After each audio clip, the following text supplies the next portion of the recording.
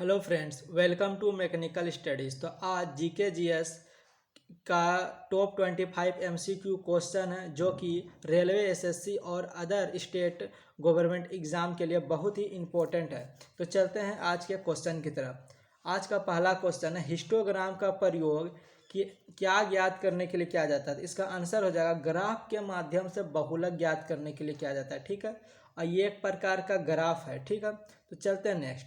हमारा next question क्या है, किस प्रकार का उपकरण के द्वारा एक ही वस्तु की दो अलग अलग तस्वीरों के को एक साथ देखा जा सकता है। तो इसका आंसर होगा स्टीरियोस्कोप। ठीक है, स्टीरियोस्कोप हो जाएगा।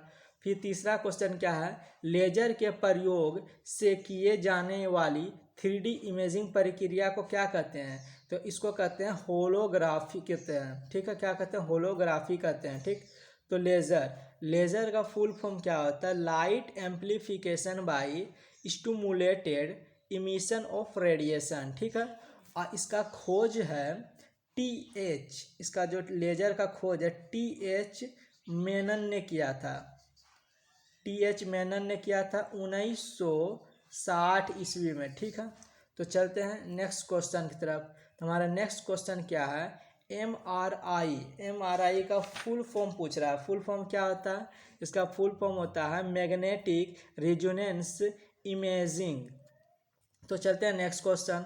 पांचवा, कौन सा उपकरण ध्वनि तरंग को विद्युत संकेत में परिवर्तन करता है। इसका आंसर हो जाएगा माइक्रोफोन। ठीक है, तो इससे रिलेटेड कुछ और क्वेश्चन देख लेते हैं। तो आप प्लीज़ नोट्स बनाते हुए चले ताकि जो भी एक्स्ट्रा फैक्ट है आप उसको अच्छे से नोट कर सके। तो पहला क्या है, डायनेमो।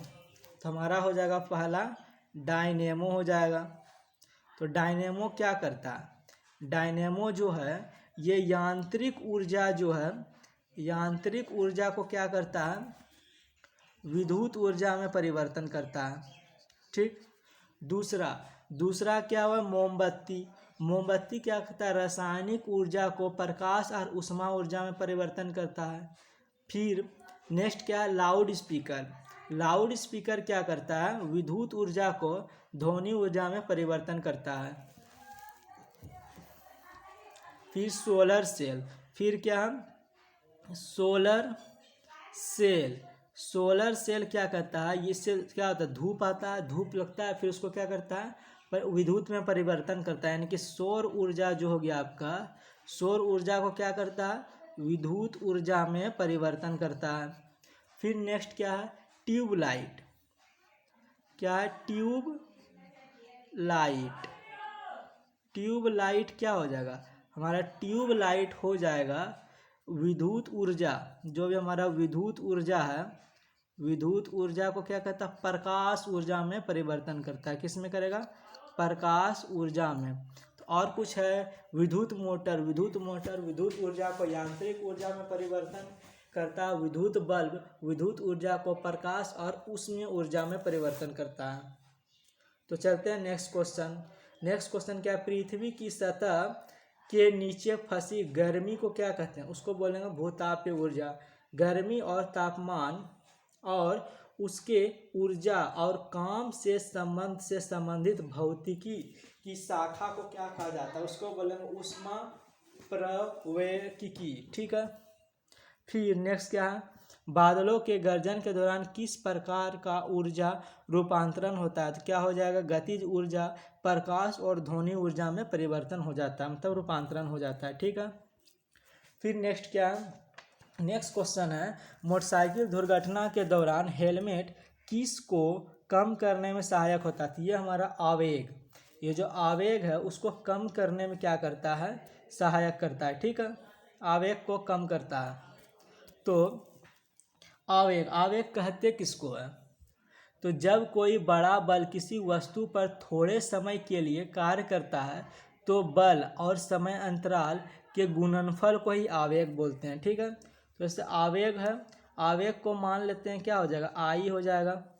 और क्या आता है, बल, कोई बड़ा बल है तो उसको F मान लेते हैं, गुना समय अंतराल यानी कि स्मॉल t। ठीक, तो आवेग हो जाएगा, यानी कि आवेग का फॉर्मूला क्या हो जाएगा, बल गुना समय अंतराल। आवेग को एक और नाम चीज़ से डिफाइन कर सकते हैं, वो हो जाएगा संवेग में परिवर्तन। क्या हो जाएगा? संवेग में परिवर्तन। तो आवेग को संवेग में परिवर्तन से भी डिफाइन कर सकते हैं। तो चलते हैं नेक्स्ट क्वेश्चन। नेक्स्ट क्वेश्चन क्या है? एक ही वस्तु पदार्थ के अणुओं के बीच लगने वाले आकर्षण बल को क्या कहा जाता है? तो ये हो जाएगा संजक बल हो जाएगा, ठीक। और एक इसी तरह से एक और बल होता है, उसमें क्या होता है? वो होता है असंजक बल। उसमें क्या होगा? भिन्न भिन्न पदार्थों के अणुओं के बीच लगने वाले आकर्षण बल को असंजक बल बोलते हैं। जैसे संजक बल का एग्जांपल लेते हैं, कोई भी एक मानते हैं एक सॉलिड है, ठीक है, इसमें बहुत सारा अणु होगा। बहुत सारा जब अणु है तो ये क्या होता है? आपस में एक दूसरे से चिपके हुए हैं। ये जो चिपके हुए एक दूसरे में आपस में, तो एक ही पदार्थ के अणु हैं, तो इस प्रकार का जो बल इस पर लग रहा है इसमें बोलेंगे संजक बल। और उसी तरह से कोई एक पदार्थ है ए और कोई दूसरा पदार्थ है बी, ठीक है, वो क्या हुआ? आपस में क्या हुआ? चिपक गया। वो आपस में क्या हुआ? चिपक गया, ठीक। तो ये चिपक गया तो क्या हुआ? भिन्न पदार्थ के कण क्या हुआ? आपस में चिपक गया, तो आपस में क्या हुआ? आकर्षण बल लग रहा है। तो इस प्रकार का जो बल है उसको बोलेंगे असंजक बल। तो चलते हैं नेक्स्ट क्वेश्चन।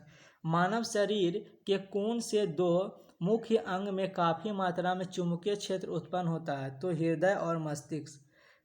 किस में परिवर्तन करके किसी पदार्थ को एक अवस्था या रूप से दूसरे में परिवर्तन किया जा सकता है? तो वो हो जाएगा तापमान हो जाएगा, ठीक है। तो उसका एक एग्जाम्पल लेते हैं।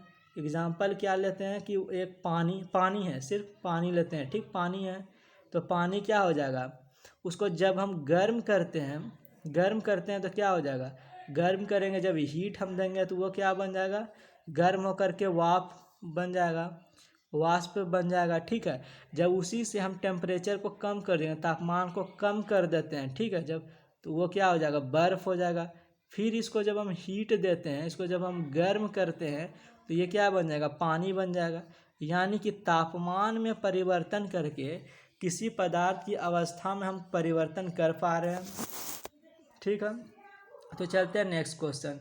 नेक्स्ट 13वां क्वेश्चन क्या? श्रीलंका की सबसे लंबी नदी को क्या कहते हैं? तो महावेली गंगा।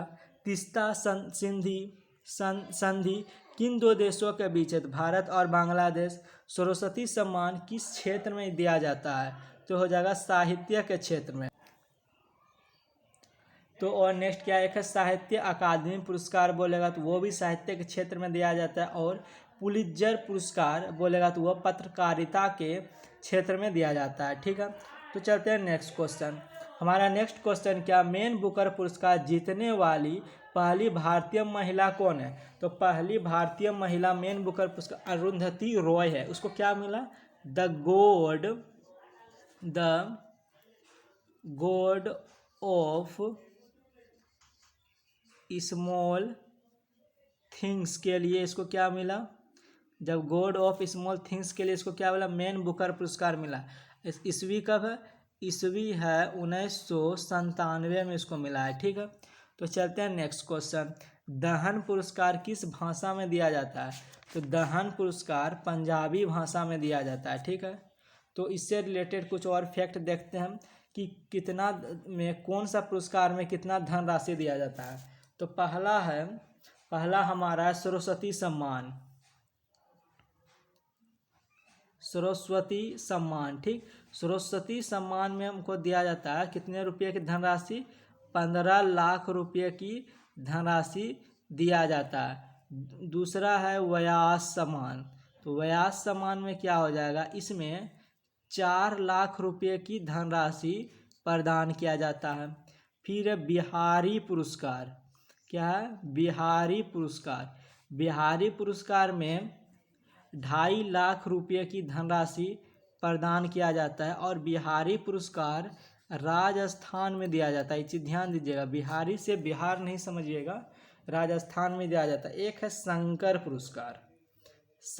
पुरस्कार जो है इसमें 1.5 लाख रुपये की राशि प्रदान किया जाता है, ठीक है। तो चलते हैं नेक्स्ट क्वेश्चन की तरफ। हमारा नेक्स्ट क्वेश्चन क्या है, सबलपुर हाथी अभयारण्य कहाँ है? तो सबलपुर हाथी अभयारण्य उड़ीसा में हो जाएगा। और नेक्स्ट क्वेश्चन क्या, फ्लेमिंगो फेस्टिवल भारत के किस राज्य में मनाया जाता है? तो फ्लेमिंगो फेस्टिवल भारत के आंध्र प्रदेश में मनाया जाता है। उसी तरह से एक है गुड़ी पड़वा उत्सव, ये कहाँ मनाया जाता है? यह मनाया जाता है महाराष्ट्र में कंबाला। कंबाला क्या है? एक प्रकार का भैंस दौड़ है, वो कर्नाटक में मनाया जाता है। पुष्कर मेला अजमेर में मनाया जाता है। और जल्लीकट्टू का संबंध किससे है? ये पोंगल है और ये तमिलनाडु में मनाया जाता है। ठीक है, पोंगल से संबंधित है और तमिलनाडु में मनाया जाता है। ठीक, उसी तरह से चाप चारकूट फेस्टिवल कहाँ मनाया जाता है? तो मिजोरम में मनाया जाता है। फूल पत्ती त्यौहार कहाँ मनाया जाता है? तो नेपाल में मनाया जाता है। चलते हैं नेक्स्ट क्वेश्चन की तरफ। तो हमारा नेक्स्ट क्वेश्चन क्या, भारत का सबसे बड़ा बॉक्साइड उत्पादक राज्य कौन है? तो हमारा हो जाएगा इसका आंसर उड़ीसा हो जाएगा। ठीक है, और सोना का सबसे बड़ा उत्पादक राज्य कौन है? तो उत्पादक राज्य कौन है? कर्नाटक है। अगर उत्पादक बोल रहा है क्वेश्चन में तो कर्नाटक बोलेंगे, लेकिन यहाँ पर अगर भंडारण बोल दे, अगर भंडारण बोलते हैं तो इसका आंसर क्या बोलेंगे? बिहार बोलेंगे। ठीक है, तो चलते हैं नेक्स्ट क्वेश्चन। हमारा नेक्स्ट क्वेश्चन क्या है, एक लड़का 120 न्यूटन भार के एक बक्से को 2 मीटर की ऊंचाई तक उठाता है, तो उसके द्वारा किया गया कार्य कितना होगा? ठीक है, यहाँ पे क्या दिया हुआ है? न्यूटन दिया हुआ है ना, न्यूटन यानी कि एफ दिया हुआ है, यानी कि बल दिया हुआ है। ठीक है, अब बल बराबर क्या आता है? mg होता है। ठीक है, अब कितना 2 मीटर तक उठाता है। मान लीजिए कोई एक यहाँ है, एक ग्राउंड है, यहाँ से क्या होता है 2 मीटर ऊपर उठाता है, तो बताइए यहाँ पर कितना कार्य है? यानी कि यहाँ पर जितना एनर्जी होगा, ऊर्जा होगा, उतना ही कार्य किया गया होगा। तो 2 मीटर की ऊंचाई पर इसका कार्य क्या होता है? इसका फॉर्मूला होगा mg और h होता है। mg हमारा दिया हुआ है, mg दिया हुआ है 120 न्यूटन और h कितना हुआ है? 2 दिया हुआ है। तो टोटल कितना हो जाएगा? 240 जूल हो जाएगा इसका राइट आंसर। ठीक है, तो चलते हैं नेक्स्ट क्वेश्चन। तो नेक्स्ट क्वेश्चन क्या है, कार्य शून्य होने की स्थिति में विस्थापन और लगाए जाने वाले बल के बीच का कोण कितना होगा? ठीक है, कोण पूछ रहा है तो फॉर्मूला जानते हैं, क्या होता है? W बराबर क्या होता है? FS कोस थीटा होता है। ठीक है, यहाँ पे क्या बोल रहा है कि कार्य शून्य है, यानी कि W शून्य है। ठीक, तो शून्य बराबर क्या हो जाएगा? FS कोस थीटा हो जाएगा। ठीक है, FS अगर इधर आता है, FS को इधर लेते आते हैं, क्या होगा? 0 से भाग देगा तो क्या हो जाएगा? वो भी शून्य हो जाएगा। तो क्या हो जाएगा? कोस थीटा, यहाँ पे क्या हो जाएगा? कोस थीटा बराबर शून्य हो जाएगा। तो थीटा बराबर क्या हो जाएगा? कोस इनवर्स 0 हो जाएगा। तो थीटा बराबर कितना हो जाएगा? 90 डिग्री इसका राइट आंसर हो जाएगा। ठीक, तो चलते हैं नेक्स्ट क्वेश्चन की तरफ। तो हमारा नेक्स्ट क्वेश्चन क्या है, क्या है? कोलकाता, मद्रास तथा मुंबई में हाई कोर्ट की स्थापना किसके शासन में काल किया गया था? तो लॉर्ड कैनिंग के शासनकाल में किया गया था 1861 ईस्वी में। ठीक है, चलते हैं नेक्स्ट क्वेश्चन।